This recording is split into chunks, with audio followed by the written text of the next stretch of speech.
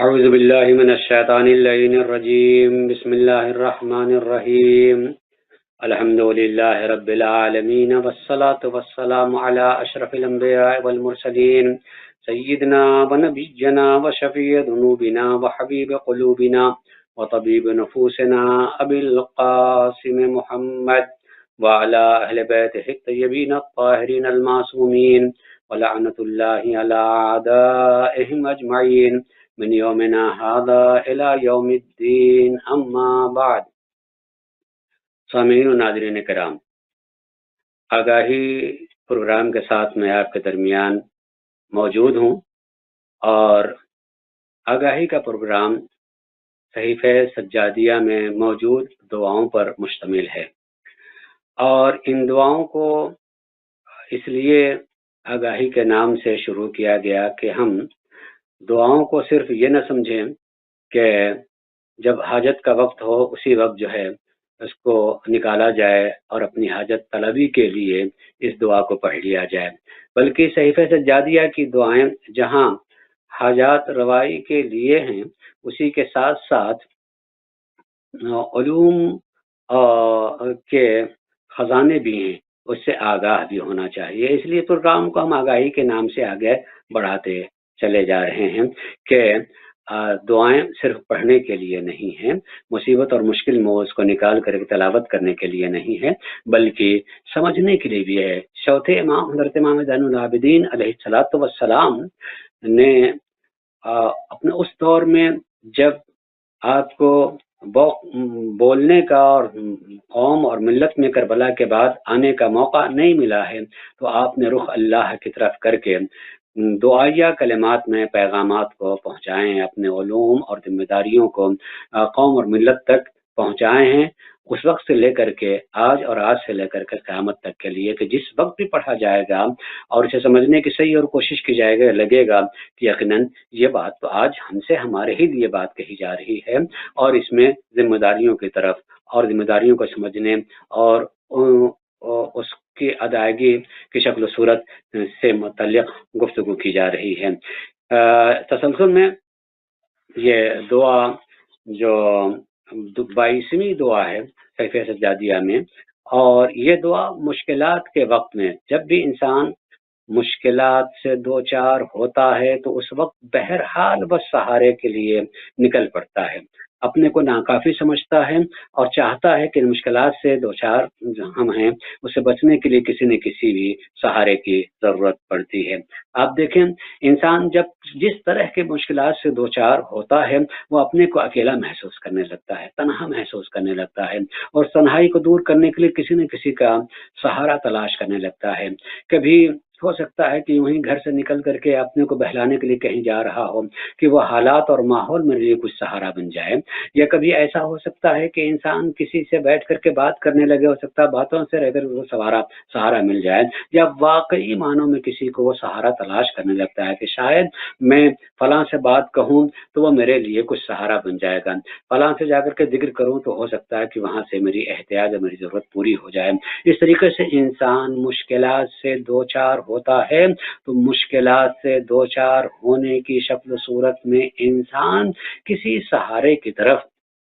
بڑھنے لگتا ہے، شعوری طور پر یا لاشعوری طور پر وہ سہارا تلاش کرنے لگتا ہے۔ ہو سکتا ہے کہ کبھی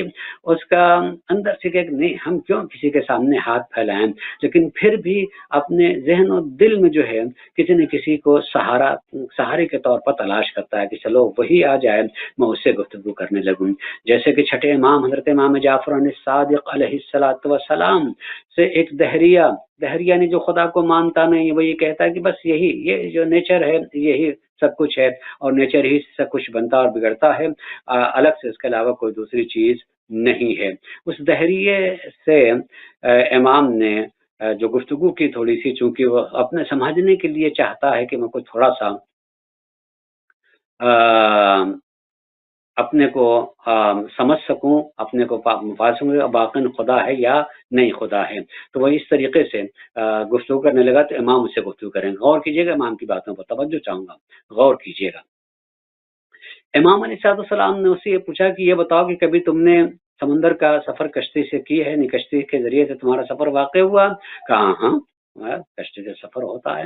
دریا میں بھی یا سمندر میں بھی کشتیوں سے سفر کیا۔ کہا کبھی کیا تمہاری کشتی کو ایک بھنور سے یا کسی چیز کے حادثے سے دوچار ہونی پڑی ہے؟ تمہاری کشتی کو ایسے سفر میں رہے ہو اور حادثہ ہو گیا؟ کہاں ایسا بھی ہوا ہے، ایسا ہوا ہے۔ ایسا ہونے کا مطلب یہ ہوا کہ تم اس حادثے سے بچے، لیکن یہ بتاؤ جب یہ حادثہ ہوا ہوگا تو وہ کس طرح کا حادثہ تھا؟ ایک بھنور میں کشتی آ جاتی اور اس طریقے سے تیز بھنور میں آ گئی کہ کشتی سب بھنور کو برداشت نہیں کر سکی اور کشتی کے ٹکڑے ٹکڑے ہو گئے اور دریا میں بہنے لگے وہ ٹکڑے ٹکڑے، اور ہم کو ایک چھوٹا سا اس کا ٹکڑا بن جاتا اور اس کے سہارے سے ہم کہیں جا رہے ہیں۔ یقیناً دل میں ایک خوف ہے، پتہ نہیں جو ہے ہم اس طرح سے بچ پائیں گے یا اسی دریا کی آگوش میں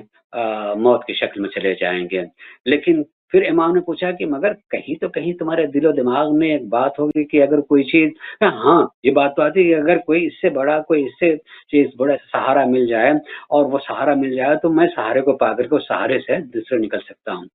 تو امام نے کہا کہ جو تمہارے دل میں یہ بات آئی کہ سہارا مل جائے، یہ سہارا ہی جس سہارے کو تم تلاش کر رہے ہو، اس سہارے کو تم چاہے جو نام دو اسی کو خدا کہا جاتا ہے۔ یقیناً آخری سہارا جو بچا سکتا ہے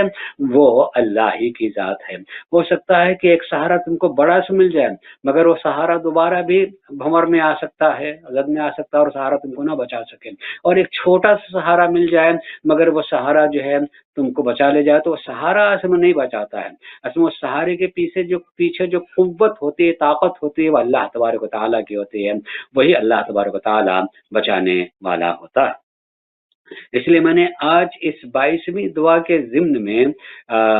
ایک عنوان رکھا ہے، خدا یابی، خدا یادی نہیں یابی، خدا یابی سے بلکہ خود یابی سے خدا یابی تک۔ پہلے انسان جب تک اپنے کو نہیں پائے گا خدا یابی نہیں، بلکہ خود یابی سے خدا یابی تک۔ اپنے کو پہلے جب آدمی پا لے گا تو خود کو پا کر کے انسان خدا کو بھی پا سکتا ہے۔ دیکھیے جیسے میں نے مثال دی اور اس واقعے کو بیان کیا امام صادق علیہ السلام کے، کہ اس میں اصل میں جس وقت دل یا دماغ میں یہ بات آتی ہے کہ اگر چھوٹا سا بھی سہارا مل جائے تو اس سہارے سے میں کہیں تک پہنچ سکتا ہوں، یہ اصل میں سہارا مل جائے یہ اپنی جگہ خود یابی ہے، یعنی انسان پہلے مرحلے میں اس نے اپنے کو پا لیا کہ میں کچھ نہیں ہوں، میں کچھ نہیں ہوں، میں بے سہارا ہوں، میں بھنور کے حوالے ہو گیا، مجھ سے کوئی بچانے والا نہیں ہے۔ لیکن اسی کے بعد ایک سہارا مل جائے تو سہارے کے سہارے سے جو سہارا مجھے ملا ہے اس کے ذریعے سے میں نجات تک پہنچ جاؤں گا، تو وہ سہارا جو ہے، وہ سہارا اصل واقعی جو بچا لینے والا ہے، وہ سامنے جو آنکھ سے دکھ رہا ہوتا ہے سہارا، حقیقی معنوں میں وہ نہیں ہوتا ہے، وہ ذریعہ ہوتا ہے، وہ واسطہ ہوتا ہے، وہ وسیلہ ہوتا ہے۔ اس کو واقعی معنوں میں سہارا بنا کے بھیجنے والا اور سہارے کی قوت عطا کرنے والا ذات پروردگار عالم ہے جو قادر مطلق ہے۔ اس کی طرف جانا گویا کہ انسان پہلے اپنے کو سمجھے کہ میں کچھ نہیں ہوں، بے سہارا ہوں، میرا کوئی بھی میری حیثیت نہیں ہے، میری طاقت اور قوت نہیں ہے، ایک معمولی سے بھنور میں آ کر کے میں اس کے سامنے کچھ بھی نہیں رہا، کچھ بھی نہیں رہا، بے سہارا ہو جاتا ہوں۔ لیکن اسی بھنور سے بھی بڑی طاقت ہے جو مجھ کو اس سے نکال سکتی ہے، بچا سکتی ہے۔ اسی مطلق طاقت کا نام جو ہے اللہ کی ذات ہے، مگر اللہ کی ذات کسی شکل میں نہیں آ سکتی ہے، وہی مطلق ذات کسی چیز کو ذریعہ بنا دیتی ہے کہ وہ ذریعے کو پا کر کے ہم اسی معبود کی قوت اور طاقت سے اپنے کو بچا لیتے ہیں۔ اس لیے خود یابی یعنی پہلے آدمی اپنے کو تو پائے کہ میں کیا ہوں، میری حیثیت کیا ہے، اور جب نہیں ہے تو کیا مجھ سے بڑی کوئی چیز نہیں ہے، جو میری قوت سے زیادہ اس کی قوت اور طاقت ہے، تو کیا وہ اس کی طاقت بھی خود اپنی ذات سے ہے یا کسی کی دی ہوئی ہے؟ اگر کسی کی دی ہوئی ہے تو آخر میں اور انتہا میں جس کے بعد پھر کوئی سہارا نہیں ہوتا ہے، وہ آخری والی قوت کو اور طاقت کو اللہ کی ذات کہا جاتا ہے۔ لہٰذا آپ اس دعا کو پڑھیں اور خصوصیت سے جملات کو پڑھیں اور اپنے کو پانے کی صحیح اور کوشش کریں، اور جب انسان اپنے کو پالے گا تو خدا کو بھی پالے گا۔ غور کیجیے گا اس پر، اور یہ ذہن میں رہے بات کہ جب انسان مشکلات سے دو چار ہو جائے، مشکلات میں پڑ جائے، گھر جائے، اس موقع پر امام نے اس دعا کو پڑھنے کے لیے کہا ہے۔ تو اپنے کو دیکھیں کہ میں بہت مشکلوں میں گھرا ہوا ہوں، اور اس وقت میں اللہ سے گفتگو کر رہا ہوں، اور اس کے کلمات اس طریقے سے ہیں: اللہم انکا کلفتنی من نفسی ما انت املکو بہی منی۔ پروردگارہ، تو نے مجھے مکلف بنایا ہے، مجھے تو نے ذمہ داری دی ہے کہ میں اپنے نفس کا خیال رکھوں، اپنے ذات کا خیال رکھوں، اس کو حفاظت کرتا رہوں۔ اللہ تبارک و تعالیٰ نے میرے وجود میں جتنی چیزیں ہیں، ہم سمجھتے ہیں کہ میں ایک اکیلا ہوں، مگر میرے ایک وجود میں نہ جانے کتنی چیزیں ہیں، جو ہر چیز الگ الگ ایک مستقل وجود ہے، اور اس کی بے انتہا اہمیت ہے۔ جیسے میرا ایک دماغ، ممکن ہے کہ ایک آدمی مکمل ہو مگر اس کے پاس دماغ نہ ہو۔ میری آنکھ، ممکن ہے کہ ایک آدمی مکمل آدمی مگر اس کے پاس آنکھ نہ ہو۔ میرے اپنے کان، ممکن ہے کہ انسان مکمل انسان ہو، سارے چیزیں ہیں، مگر کان میں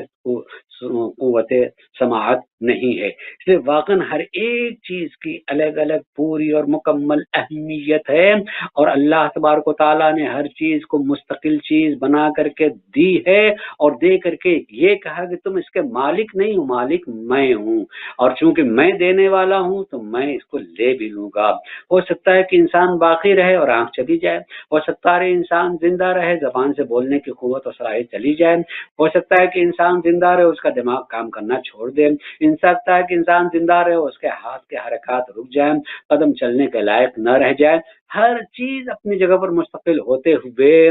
خود الگ ایک حیثیت اور اہمیت رکھتی ہے، اور اللہ نے کہا کہ ساری چیزیں میں نے تمہیں عطا کی ہیں، اور یہ تمہارے پاس امانت ہے، تمہاری چیز نہیں، امانت ہے، میں اس کو واپس لوں گا۔ تو اگر اس اعتبار سے سوچیے گا تو اپنے کو پانے کی صحیح اور کسی کے صحیح شے اور کوشش ہوگی کہ میں اپنے کو کیسے پاؤں۔ اللہم انک کلفتنی من نفسی، پروردگار سب کچھ دے کر کے میرے نفس، میری ذات، اس کی حفاظت کے لیے مجھ کو ذمہ دار قرار دیا ہے کہ میں اس کی حفاظت کا خیال رکھوں، مگر فوراً یہ اقرار دیکھیے، یہی ہے خدا یابی تک پہنچنے کے لیے۔ لیکن اس کہتے ہیں ما انت املکو بہی منی، لیکن اے معبود، جتنی قوت اور صلاحیت مجھے دی ہے حفاظت کی، اس سے کہیں زیادہ قوت اور طاقت، بلکہ کل طاقت تو ہے، کل طاقت تو ہے، تو نے تو اپنی طرف سے مجھے دی ہے یہ چیزیں، لیکن اصل میں حقیقت منبع تو ہی ہے، تو ہی اصل اور حقیقت ہے، تو ہی نے ان چیزوں کو دی ہے۔ ما انت املکو بہی منی، اس سے زیادہ جتنا میں اس کو پر قدرت رکھتا ہوں، اس سے کہیں زیادہ قدرت و طاقت تیری ہے ان ساری چیزوں پر۔ آنکھ میرے پاس ہے مگر اس پر سارے اختیارات تیرے ہیں، کان، ناک، زبان سب میرے پاس ہیں مگر اس پر ساری قوت تیری ہے پروردگارہ، یہ ساری چیزیں بھی تیری قوت کے تابع ہیں۔ قدرتوں کا علیہ ہے، اور تو قادر ہے اس بات پر پروردگارہ کہ تو مجھ سے زیادہ بہتر طریقے سے اس کی حفاظت فرما۔ دیکھیے اس اقرار کو، گویا کہ اس دعا میں سب سے پہلے اقرار کے پروردگار عالم، جتنی قوت اور طاقت تو نے مجھے دی ہے، اتنی قوت اور طاقت کے استعمال کرنے کے لیے مجھے حکم بھی دیا ہے کہ میں نے تمہیں جتنی قوت اور طاقت دی ہے، اتنی قوت اور طاقت کا استعمال کر کے اپنی حفاظت کرو، اور اس کے آگے دعا کرنا، پروردگارہ اتنی قوت اور طاقت میرے لیے ناکافی ہے اس بڑی چیز کی حفاظت کے لیے، معبود اس قوت میں اپنی قوت کو جوڑ دے تاکہ میں اور قادر ہو جاؤں۔ تو اللہ تبارک و تعالی اپنے بندے کی اس فریاد کو سنتا ہے، اور وہ اپنی قوت کو رابط بنا دیتا ہے، رابطہ اور ذریعہ بناتا ہے کہ ہماری جتنی قوت حاصل اس میں اور قوت حاصل ہو جاتی ہے، اور ہم حفاظت کرنے لگتے ہیں، مگر اسی کی عطا سے، اسی کی دین سے۔ उसकी भी मिसाल मैं पेश करूं। देखिए, एक बच्चा जब इस दुनिया में आता माँ की गोद में, वो खाली इतनी ही जानता है कि अपनी गर्दन को मोड़ ले, और फितरी तौर पे जानता है कि उसकी गज़ा कहाँ है, तो वो अपनी गर्दन को मोड़ करके अपने मुंह को अपनी गज़ा तक पहुंचा देता है, माँ के पिस्तान तक पहुंचा देता है। फिर उसके बाद जो है दूसरी सलाहियत जो उसको हासिल है, वो अपने मुंह में लेकर के जितनी कुव्वत परवरदिगार आलम ने उसे दी है कि वो उसको ग़िज़ा को अपनी तरफ खींचे, तो अपनी उस क़ुव्वत को इस्तेमाल करके उस क़ुव्वत का इस्तेमाल करता है, और ग़िज़ा उधर से उसके मुँह में आना और मुँह के ज़रिए से उसके शिकम में जाना शुरू हो जाती है। लेकिन यही बच्चा जब तक उसका हाथ ये काम नहीं करता है कि बाहर रखी हुई ग़िज़ा को अपने हाथ से उठा करके अपने मुँह तक ले जाए, तो वही माँ या वही उसके भाई बहन बाप जो हैं अपने हाथ से उसको ग़िज़ा खिलाते रहते हैं। लेकिन जब वो इस लायक हो जाए कि नहीं, वो चल करके बढ़ करके अपने हाथ से लुक़मा उठा करके खा सकता है, तो अब माँ बाप जो है उससे कहते हैं कि नहीं, खाओ, तुम खाओ, तो हुक्म देंगे, कहेंगे कि भूख लगी है तो इसे लो और इसे तुम खाओ। यानी अब जितनी क़ुव्वत तुम्हें हासिल है, कम से कम जो उसका इस्तेमाल करो। अभी उस ग़िज़ा के हासिल करने की उसको सलाहियत हासिल नहीं है, तो ग़िज़ा हासिल करके रख दिया है, कहा है कि जितनी तुम्हें अल्लाह ने कुदरत दे दी है, हाथ से उठा करके मुँह तक लाना, तो इतना तो करो। अब वो करने लगता है, लेकिन जब इससे बड़ा और बड़ा हो जाता है, ज़िम्मेदारियाँ उसको बढ़ती चली जाती हैं, तो वो खुद भी समझने लगता है कि अब यही चीज़ हासिल करने के लिए मुझे अपने अंदर जो क़ुव्वत और सलाहियत हासिल हुई है, अल्लाह की अता है, उनका इस्तेमाल करके मैं खुद ग़िज़ा को फ़राहम करूँ, तैयार करूँ, अपने हाथ से अपने मुँह तक जो है लेके जाऊँ। तो जब तक क़ुव्वत और ताक़त नहीं होती है, सलाहियत नहीं होती है, अल्लाह तबारक व तआला किसी न किसी को सहारा बनाता है, और उस सहारे से उस तक वो ग़िज़ा पहुँचती चली जाती है। और जहाँ से उसकी सलाहियत ख़त्म और कम होने लगती है, फिर परवरदिगार आलम जो है दूसरों को और सलाहियत बना देता है कि यही माँ-बाप बूढ़े हो जाएँ, अब वो जिन हाथों से अपने बच्चों को खिलाते थे, अब वही हाथ अब उठाने के लायक नहीं रह गए हैं। तो अल्लाह तबारक व तआला किसी दूसरे हाथ को ज़रिया बना देता है, चाहे उसके अपने बच्चों के हाथ हों या किसी मुईन मददगार के हाथ हों, जो अल्लाह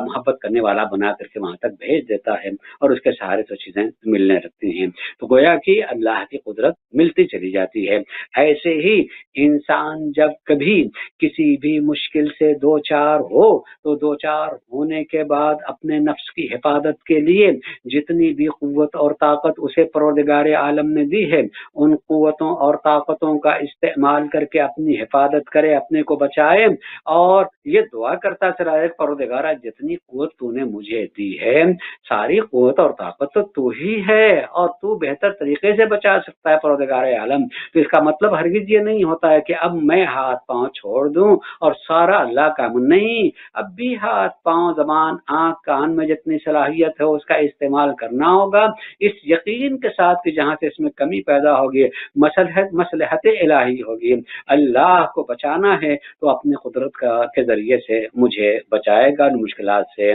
मुझे यकीनन निजात देगा और बचा लेगा। अल्लाहुम्मा इन्नका कल्लफ़तनी मिन नफ़्सी मा अंत अमलकु बिही मिन्नी, परवरदिगारा तूने मुझे ज़िम्मेदारी करार दी है कि मैं अपने नफ्स की हिफाज़त करूँ, जबकि मेरे ही नफ्स पर तुझे जो इख्तियार है मुझसे कहीं ज़्यादा इख्तियार है। देखिए इक़रा कि मेरे नफ्स पर जो है मेरा जितना इख्तियार है, वो यकीनन अल्लाह तबारक व तआला के मुकाबले में क़तअन मुझे उससे ज़्यादा नहीं हो सकता, उसके बराबर भी नहीं है, क़तई तौर पर उसके बराबर भी नहीं है। जिस माबूद ने मुझे हयात अता की है, क्या परवरदिगार आलम ने मुझे इख्तियार दिया है कि मैं अपनी हयात का खात्मा करूँ? नहीं, इख्तियार नहीं दिया। जिसने इज़्ज़त दी है, क्या मुझे इख्तियार देता है कि मैं बेइज़्ज़ती के काम करूँ? नहीं, उसने इख्तियार नहीं दिया है। और यकीनन बाज़ चीज़ों पर तो कुदरत के एतबार से भी इख्तियार नहीं दिया है। इंसान हो सकता है कि ख़ता करे, गलती करे और जानबूझ करके अपनी ज़िंदगी को ख़त्म कर दे, तो कहने मुझे इख्तियार है, यानी नहीं, यकीनन इख्तियार अल्लाह ने नहीं दिया था, गुनाह कर रहे हो ऐसा करके। लेकिन बात चीज़ तो ऐसी है कि उसने परवरदिगार आलम ने इख्तियार ही नहीं दिया। जैसे ये फ़ज़ा, ये हवा है, हवा पे मेरा इख्तियार नहीं है कि मैं हवा को ज़्यादा अपने पास इकट्ठा कर लूँ और दुनिया की सवा ساری ہواؤں پر جو ہے میرا قبضہ ہو جائے اور کسی کو سانس لینے نہ دوں، ایسا ممکن نہیں میرے لیے۔ اللہ نے اپنی قدرت میں اس کو رکھا ہے، یہ ہوا ایسی بنائی ہے کہ اس پر آدمی مٹھی میں لے کر کے اپنے گھر میں رہ کر کے اس کو بند نہیں کر سکتا ہے۔ آدمی جیسے بھی کھلی جگہ پہ نکلے گا آدمی کو بہرحال ہوا ملے گی۔ تو فرمایا کہ وَعَلَيَّ أَغْلَبُ مِنْ قُدْرَتِي، اور پروردگارہ تجھے غلبہ حاصل ہے میرے اوپر میری قوت اور طاقت سے، یعنی جتنی قوت اور طاقت تو نے مجھے دی ہے اس سے کہیں زیادہ قوت و طاقت تیری ہے میرے مقابلے میں۔ فَأَعْتِنِي مِن نَفْسِي مَا يُرْضِيكَ عَنِّي، اور پروردگارہ اس لیے معبود تیری قدرت مطلقہ کا واسطہ دیتے ہوئے تیری بارگاہ میں دعا کر رہا ہوں معبود، فَأَعْتِنِي مِن نَفْسِي ما یرضیک عنی، کہ میں اپنی ذات سے وہ کام انجام دوں جن کاموں سے تیری رضا مجھے حاصل ہو جائے، تیری خوشنودی مجھے حاصل ہو جائے۔ وخذ لنفسک رضاها من نفسی فی عافیت، اور پروردگارہ اور اپنے لیے جو کچھ بھی چاہتا ہے مجھ سے کہ تم میرے لیے یہ کرو، یعنی میرے حکم کو فلاں بجا لاؤ، ظاہر ہو اللہ کو اس کی ضرورت نہیں ہوتی ہے، لیکن اللہ قدرت لے دے کر کے امتحان لینے کے لیے کہہ رہا ہے کہ تم یہ کرو، تو وہ کرانا اپنے لیے نہیں ہے، اس کا بھی فائدہ جو ہے میرے لیے ہے۔ تو اس میں بھی یہ دعا پروردگارہ خود لنفس کا رضا، خوشنودی جو ہے خوشی جو ہے اپنے لیے جو چاہتا ہے پروردگار عالم، تو وہ میرے نفس سے اس وقت چاہنا معبود جب میں عافیت میں ہوں، پریشانیوں میں نہ ہوں۔ یعنی بخدائی بہت ہی عظیم جملہ، اس میں غور کیجئے گا۔ اللہ تبارک و تعالی نے کوئی حکم دیا ہے،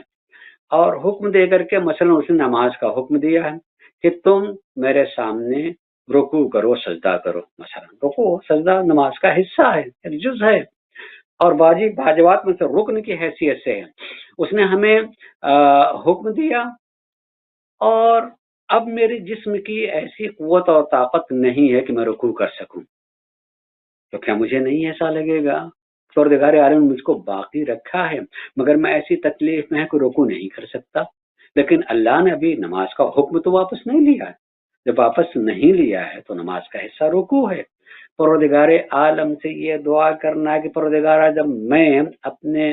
جسم کے اعتبار سے صحیح ہوں، سالم ہوں، اس وقت جو ہے اپنی رضا، پروردگار عالم ایسے مواقع کو انہی احکام میں رکھے ہوئے کہ اگر جو ہے کوئی شخص رکوع نہیں کر سکتا، سجدہ نہیں کر سکتا، تو پروردگار عالم کتنا کریم ہے کہ وہ اپنے اس حکم کو واپس لے لیتا ہے کہ اب تمہیں سجدے میں نہیں جانا ہے، سجدے کا بس اشارہ کر لینا ہے، اگر آنکھوں کے پلکوں سے بھی اشارہ ہو سکے سجدے کا، وہ اسے میں قبول کر لوں گا، رکوع کا صرف ایک اشارہ ہو جائے میں اسے قبول۔ کتنا کریم ہے پروردگار عالم،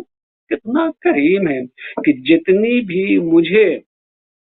پروردگار عالم نے صلاحیت دی ہے، اسی صلاحیت اور قوت کو استعمال کرنے کے لیے کہہ رہا ہے۔ ٹھیک تمہارا جسم نہیں جھک سکتا ہے، تو کیا پلکیں کھلی ہوئی آنکھ کی پلکیں جھک سکتی ہیں؟ نہیں جھک سکتی ہیں، تو پلکوں سے رکوع کر لو، پلکوں سے تم سجدہ کر لو، پلکوں کو تھوڑا سا کم جھکاؤ رکوع ہو جائے گا، تھوڑا سا اور زیادہ جھکا لو وہ سجدہ ہو جائے گا۔ لیکن جتنی قوت اور طاقت ہے اتنی قوت اور طاقت کا تو استعمال کرنا ہے، اس لیے کہ پروردگار عالم جب تک مجھے صحت، یعنی جس چیز کے استعمال کی قوت مجھے حاصل ہے پروردگارہ اتنے، اور معبود یقینی طور پر ہم سے طلب کرنے سے پہلے اس نے اس طرح کے احکام کو رکھا ہے اور رکھ کر کے حکم دیا ہے۔ اس لیے جب مصیبتوں میں مشکلوں میں ہم گھریں تو ان مشکلات کو آپ کو بڑا تصور نہیں کرنا چاہیے کہ کتنا مشکل ہے کہ نماز واجب ہے میں تو رکوع نہیں کر سکتا، نماز مصر واجب میں تو سجدہ نہیں کر سکتا، مگر بلکہ یہ سوچنا چاہیے کہ پروردگار عالم مجھ سے ایک چیز طلب کر رہا ہے، لیکن میرے جسم میں اب وہ قوت نہیں رہ گئی، طاقت نہیں رہ گئی، صلاحیت نہیں رہ گئی۔ کتنا کریم ہے پروردگار عالم کہ میرے کہنے سے پہلے اس نے اپنے حکم کو واپس لے کر کے اب جتنی میری قوت اور طاقت اتنے کے استعمال کرنے کے لیے معبود ہم سے کہہ رہا ہے کہ ہم اتنا استعمال کریں۔ اس لیے پروردگار عالم نے سورہ شمس کو آپ پڑھیں تو سورہ شمس میں جو ہے तसलसल से तकरीबन 19 कस्में परवरदिगार आलम ने खाई हैं, और 19 कस्में खाई हैं उसमें किस बात के लिए, उसको इस तरह से कहा कसम खाते, कद अफलह मन ज़क्काहा, कामयाब वो है जो अपने नफ्स को पाको पाकीज़ा रख ले। इसकी हिफाजत करने की जरूरत, नफ्स, अपनी रूह, अपने बातिन को पाको पाकीज़ा रखना, उसके लिए खुद चौथे इमाम ने रिसालतुल हुकूक में न जाने कितने उन्वान से इसको पहचानवाया है। गौर कीजिएगा, सरकार इमाम ज़ैनुल आबिदीन अलैहिस्सलाम इसको पहचानवाते हुए हुकूक को आपने कहा कि देखिए अल्लाह तबारक व तआला ने आँख दी, कान दिए, ज़बान दी, अगर इन सब चीज़ों को देखा है तो ये असल में रास्ते हैं। आँख भी एक रास्ता है और इसके ज़रिए से ज़मीर तक, रूह तक, बातिन तक चीज़ें पहुँचती हैं। अगर इंसान को किसी चीज़ के देखने को मना किया गया है कि फलां चीज़ को न देखा जाए, अगर कोई शख्स अपनी आँखें खोल करके उसी चीज़ को देख रहा है तो इस रास्ते से उसके बुरे असरात उसके बातिन तक पहुँचेंगे। कान को मना किया गया है कि फलां तरह की आवाज़ को न सुना जाए, लेकिन कान लगाए उन्हीं बातों की तरफ, ये एक रास्ता है। इस रास्ते से जो है यकीनन बुराइयाँ इंसान के बातिन और ज़मीर तक पहुँचती हैं। ज़बान पर बहुत सारे कलिमात और चीज़ों को लाने से रोका गया है, लेकिन कोई न रुके लाए तो यकीनन ये भी एक रास्ता, इस रास्ते से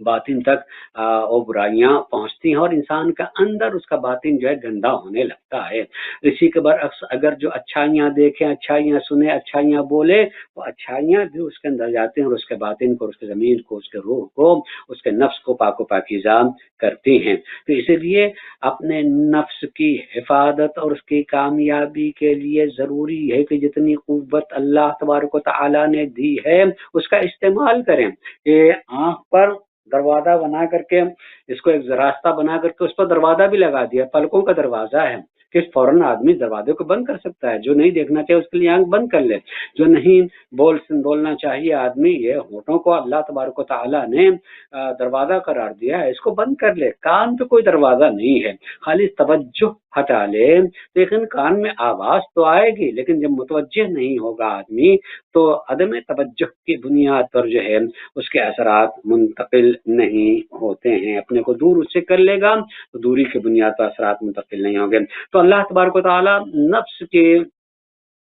पाकीज़गी, तहारत, उसकी बुलंदी के लिए 19 कस्में खाकर कहा कि जो कोई भी इसको पाक पाकीज़ा रखेगा वही कामयाब रहेगा, लेकिन जो इसको ज़्यादा आलूदा करता चला जाएगा वही यकीनन नाकाम रहेगा। और जो इस तरह का इसराफ करता है, यानी जो नहीं करना चाहिए वो कर रहा है, तो उसी को इसराफ कहा जाता है कि जिससे बचना चाहिए। इसराफ आमतौर से फजूल खर्ची यानी जितना खर्च करना चाहिए उससे ज़्यादा खर्च कर रहा है मसलन, जितना खाना चाहिए तो उससे ज़्यादा खा रहा है मसलन, ये यकीनन जो है इसराफ में से आता है। अल्लाह ने कहा इन्नल्लाह ला युहिब्बुल मुसरिफीन, जो इसराफ करते हैं किसी चीज़ में इसराफ हो, वो चाहे देखने की या सुनने की है या बोलने की हो, चलने की हो, किसी में इसराफ हो तो अल्लाह ऐसे को पसंद नहीं करता। और जो इसराफ से एतदाल पे आ जाएगा, यानी ज़रूरत को ज़रूरत के मुताबिक ही इस्तेमाल करेगा, तो यकीनी मानों में ऐसा शख्स जो अपने नफ्स की हिफाजत करता चला जाएगा। लिहाजा इसराफ को भी नहीं पसंद करता, जुल्म को भी नहीं पसंद करता, किज़्ब को नहीं पसंद करता। ला युहिब्बुल्लाहु ज़ालिमीन, अल्लाह जो ज़ालिमीन को पसंद नहीं करता है। झूठ बोलने वालों को अल्लाह पसंद नहीं करता है। तो इस तरह से इंसान जो है अपने नफ्स की हिफाजत कर सकता है। इसके आगे इमाम अलैहिस्सलाम ने अपनी हिफाजत के सिलसिले में बल्कि तमाम मासूमीन अलैहिस्सलाम ने बहुत अक़वाल उनके फ़रामीन हैं कि जिनको सामने रखा जाए तो इंसान अपनी हिफाजत कर सकता है। जैसे मसलन कुरान करीम ने बात की कि असा अन तुकरहू शैअन व हुवा खैरुल लकुम, कभी-कभी ऐसा होता है कि इंसान किसी चीज़ को नापसंद करता है, लेकिन जो चीज़ उसको नापसंद है उसी में उसके फलाह भी है। जैसे मसलन कई दवा है, दवा आमतौर से लोगों को पसंद नहीं होती है, इसमें कड़वाहट होती है, इंजेक्शन बहरहाल से तकलीफ पहुँचती है, आदमी को पसंद नहीं होता है, लेकिन पसंद ना होना एक अलग चीज़ है और उसके इस्तेमाल का फ़ायदा एक अलग चीज़ है। उस नापसंदीदगी से गुजरना पड़ेगा, فائدے کو حاصل کرنے کے لیے. اس کے الٹے بھی ہوتا ہے. قرآن نے کہا کہ ہو سکتا ہے کہ بعض چیزیں تم بہت پسند کرتے ہو، لیکن وہ پسند کرنے والی چیزوں سے قریب تم جا رہے ہو اور اس میں تمہارا نقصان ہو. جیسے بہت ساری آوازوں کو منع کیا کہ نہ سنو، پسند ہے، سننا چاہتے ہیں، لیکن اس میں نقصان ہے. بہت چیزیں دیکھنے والی دکھی جانے والی چیزوں کو آدمی دیکھنا چاہتا ہے، اللہ کے قرآن منع کر رہا ہے. پسند ہے اس لیے دیکھنا چاہتا ہے، لیکن اس میں بہرحال نقصان ہے. اگر نقصان نہ ہوتا تو اللہ کی ذات جو ہے کبھی منع نہیں کرتے. اسی کے ساتھ ساتھ سرکار مولا کائنات علی بن ابی طالب علیہ السلام کے اقوال میں سے، بلکہ پہلے ایک دعا کا جملہ ہے نمازوں کے بعد پڑھی جانے والی دعا میں، خصوصاً نماز صبح کے بعد ہے کہ افوض امری الی اللہ. یہ نماز صبح کے بعد یہ دعا ہے، میں اپنے امور کو اللہ کے حوالے کر رہا ہوں. کرنا چاہیے ان سے یقیناً اپنے امور کو اللہ کے حوالے کرنا. بہت ساری ناپسند چیزیں آدمی کو کرنا ہے، اپنے کو ہم اللہ کے حوالے کر رہے ہیں، اللہ کے حکم کے حوالے کر رہے ہیں، اسی کے ہم تابع ہیں، اور اس طریقے سے اپنے رضا کے ساتھ اپنے کو اللہ کے حوالے کرتے ہیں. جو قادر مطلق جو انسان ان کے حوالے کر دے گا تو اس کے حوالے ہونے کی بنیاد پر یقینی معنوں میں وہ محفوظ بھی رہے گا. ضرورت ہے کہ انسان اپنے نفس کی حفاظت کرتا چلا جائے. اسی دعا کے اگلے چند جملے ہیں، میں پڑھ رہا ہوں کہ اللہم لا طاقت لی بالجہد ولا صبر لی علی البلاء ولا قوت لی علی الفقر فلا تحضر علی رزقی ولا تکلنی الی خلقک بل تفرد بحاجتی. کچھ اقرار کرنا چاہیے. ایک تو اقرار یعنی خود یابی، کہ انسان پہلے اپنے کو پہچانے تو اپنے کو پائے تو. اللہم لا طاقت لی بالجہد، کتنی محنت میں کر سکتا ہوں مجھے پتا ہے. اگر واقعی مانو اپنے بارے میں جو ہے میں فیصلہ کروں، کبھی انسان کاہل ہوتا ہے، وہ محنت کر سکتا مگر نہیں کر رہا ہے، اور کبھی بہت محنت کر رہا ہے اور جتنی محنت کرنی چاہیے اس سے زیادہ کر لیتا ہے، بیمار پڑنے لگتا ہے زیادہ کرنے کا. تو کہ اللہم لا طاقت لی بالجہد، کہ ساری قوت اور طاقت میرے پاس جو ہے صحیح کوشش کی نہیں ہے، جتنی تو نے قوت اور طاقت دی بس اتنی ہی. ولا صبر لی علی البلاء، اور پروردگارا صبر کر کے بھی صبر نہیں رہ جاتا. صبر کرنے کی بھی ایک حد ہے ہماری، اے معبود میرے صبر کی ایک حد ہے. اور اسی کے بعد ولا قوت لی علی الفقر، اور یہ بھی جب احتیاج کے اعتبار سے تنگیاں آتی چلی جائیں تو تنگیوں کے برداشت کرنے کی قوت بھی نہیں پروردگارا. اس میں اقرار ہے آدمی کو، اور ہونا چاہیے کہ میں کتنی قوت اور صلاحیت کا استعمال کروں، مجھے پتا ہے کہ میں کتنی محنت کر سکتا ہوں. مصیبتیں چھوٹی سی بھی آ جاتی ہیں تو آدمی سمجھنے لگتا ہے میں اس کو برداشت نہیں کر سکتا ہوں، چاہے کہ بڑی مصیبت بڑی مشکل آ جائے. تو یہ خود اقرار لا صبر علی البلاء، آزمائشیں آ جاتی ہیں اس پر اس کے برداشت کی قوت اور طاقت نہیں پروردگارا. لا قوت لی علی الفقر، احتیاج کی قوت اور طاقت نہیں ہے کہ احتیاج آ جائے.